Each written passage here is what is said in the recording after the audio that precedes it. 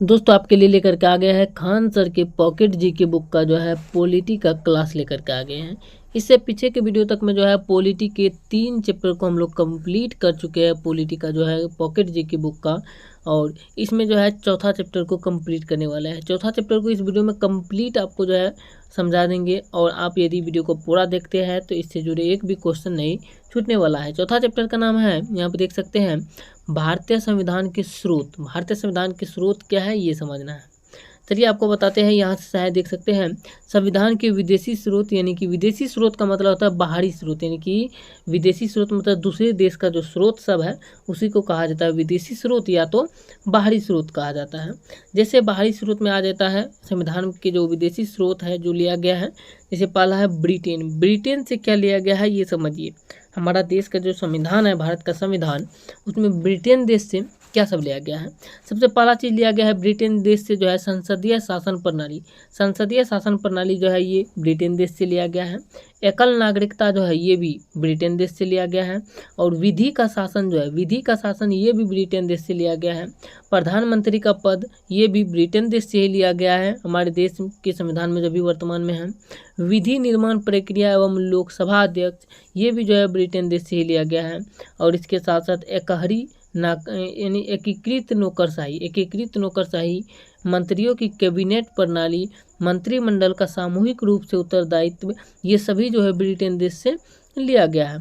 इसके साथ साथ मंत्री परिषद, लोकसभा के प्रति उत्तरदायी, संसद एवं विधान मंडलों के सदस्यों के विशेष अधिकार, first past the post system, द्विसदनीय संसद इत्यादि, ये सब जो है ब्रिटेन देश से लिया गया है।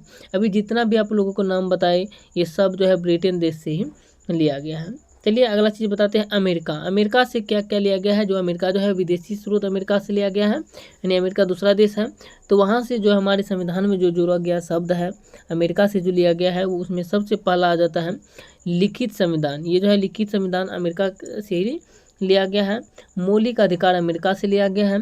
सर्वोच्च न्यायालय अमेरिका से लिया गया है। न्यायिक पुनर्वलोकन अमेरिका से लिया गया है। इसके साथ साथ स्वतंत्र न्यायपालिका, संविधान की सर्वोच्चता, प्रस्तावना, राष्ट्रपति पर महाभियोग की प्रक्रिया जो अनुच्छेद 61 में है, और उपराष्ट्रपति का राज्यसभा का सभापति होना, जनहित याचिका, उच्चतम एवं उच्च न्यायालय के न्यायाधीशों की पदच्युति, ये सब जो है अमेरिका से ही लिया गया है। जितना भी बताए मेन इसमें आ जाता है लिखित संविधान कहाँ से लिया गया है, मौलिक अधिकार कहाँ से लिया गया है। इसके साथ साथ पूछा जाता है यहाँ पे प्रस्तावना कहाँ से लिया गया है।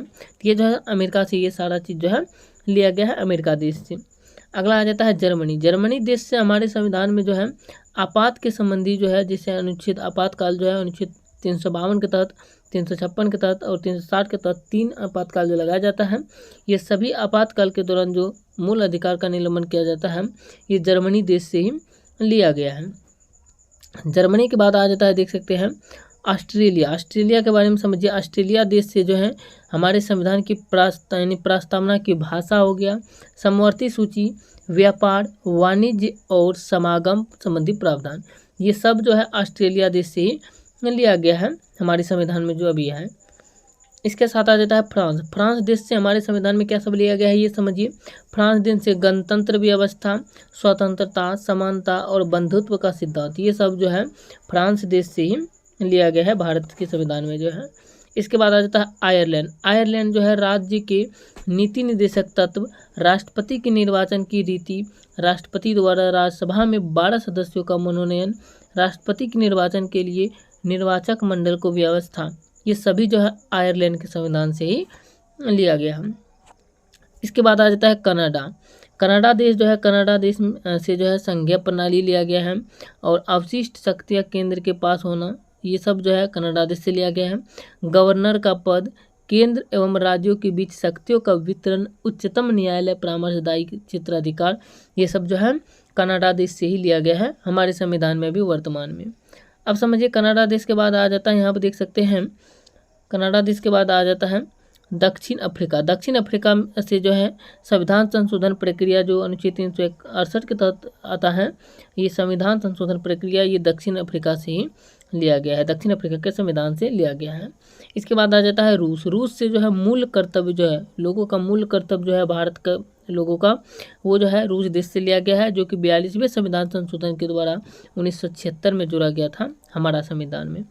इसके बाद प्रस्तावना में न्याय जो सामाजिक आर्थिक राजनीतिक है और इसकी पंचवर्षीय योजना, ये सब जो है रूस देश से ही लिया गया है। लास्ट में आ जाता है जापान, जो विदेशी देश है जो अभी बता रहे वर्तमान में। जापान जो है, जापान से विधि द्वारा स्थापित प्रक्रिया, विधि द्वारा स्थापित क्रिया विधि सिद्धांतों के आधार पर उच्चतम न्यायालय कार्य करता है और ये सब जो है जापान से ही लिया गया है।